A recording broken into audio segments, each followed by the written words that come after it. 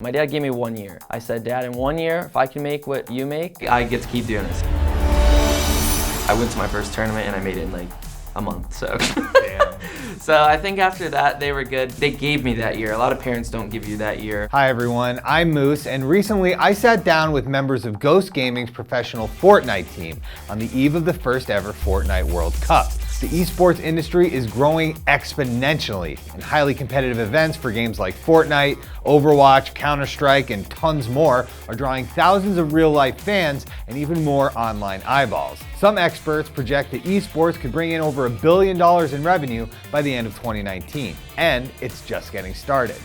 To get a boots-on-the-ground perspective of the business from the athletes who are living it every single day, we asked the Ghost Gang about making the decision to go pro and what the day-to-day life looks like for some of the most elite gamers in the world.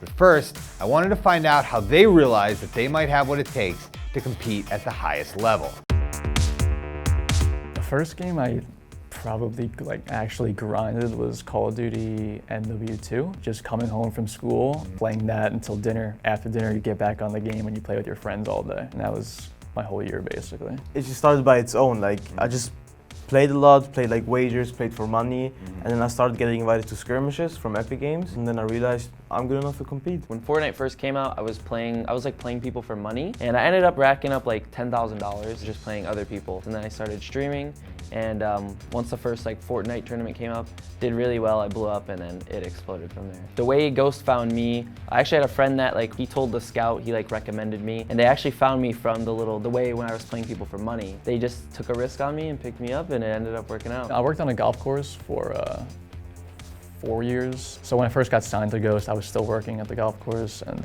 going to school full-time too. So I was trying to manage all of it, because when I first signed, it wasn't like a crazy contract. Before tournament started, I was basically just signing just to help get my name out and everything. Did you drive the cart that picked up all the balls? Damn, that's awesome.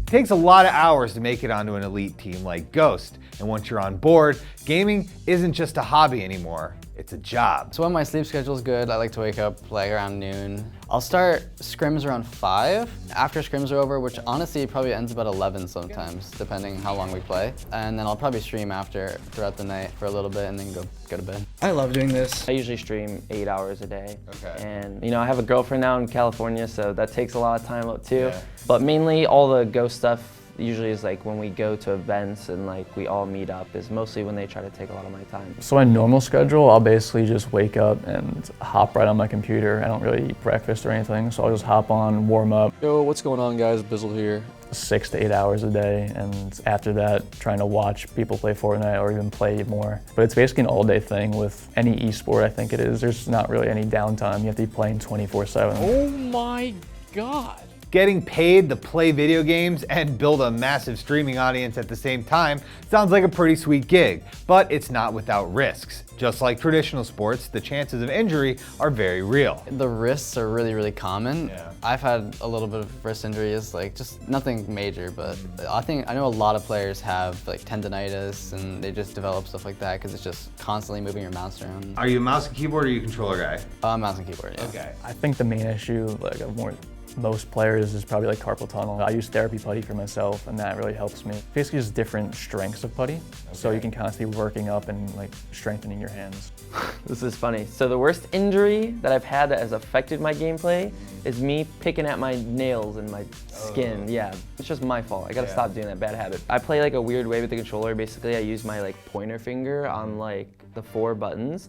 So basically, if I mess with my nail or my skin and I have to press down, it starts to hurt. But besides that, I've not really had any hand injuries or anything. My girlfriend massages my hands at night, so I got that going for me. Esports is still a young industry, and for a lot of Ghost Gang, their parents took some convincing to get on board. So at first, they weren't supportive at all. They were like, oh, you gotta get off your computer. The first tournament that I went to, I got invited. we were actually going on vacation that day. Cool. So I had to convince them to stay back, which was actually really good because that's basically what got me into Ghost. So yeah, after that they were supportive after I was making money and stuff. Yeah, I know. I've noticed that seems to be a theme with with everybody. Is like my family's a little skeptical, and then I start making money. A lot of parents don't give you that year. They won't let you play the hours I did. Just the fact that, yeah, like I said, they're a gaming family. They were more understanding than other people. So that was pretty easy for me. So your folks might be a little skeptical, at least until all that prize money starts rolling in. In their short careers, Ghost Gang has already racked up some serious dough, and the pots just keep getting bigger. What's the biggest prize you've won so far? 37.5K, and that was my first event. 50K. TwitchCon, 37,000. I ended up winning like another 15,000 off that. And then like the 30,000 from the kill bonus. Altogether it was like 67K. Yeah, I remember that. That was a good day. PAX West, I made a little over 200,000. That's how much I spent on law school. My first tournament ever. With that kind of money on the line, playing games for a living is certainly a tantalizing prospect, so I asked the Ghost Gang if they had any tips for aspiring pros. Play the game. Grind as much as you can. Watch other pros like the best play. Try to copy some strats. Make sure you use all social medias. Use Instagram, YouTube, Twitter. Definitely network. It's one thing I didn't do too much. I still don't do too much now, which I should. Make sure you try to play with people. If you are good or you're funny or you have some sort of characteristic that people like you for, I mean, those people will come to you. Right now, Ghost Gang is living the dream, and with Fortnite showing no signs of slowing, it almost seems weird to think about the future. Still, I closed out by asking these athletes if they had any plans for their post-esports careers. I'd love to stay in the scene, like the esports scene, whether that's working for an org or casting or doing something coaching related, or I could always go back to school. I was a cybersecurity major before this, so I would also love to finish school and do that. Cool. Where'd you go to college?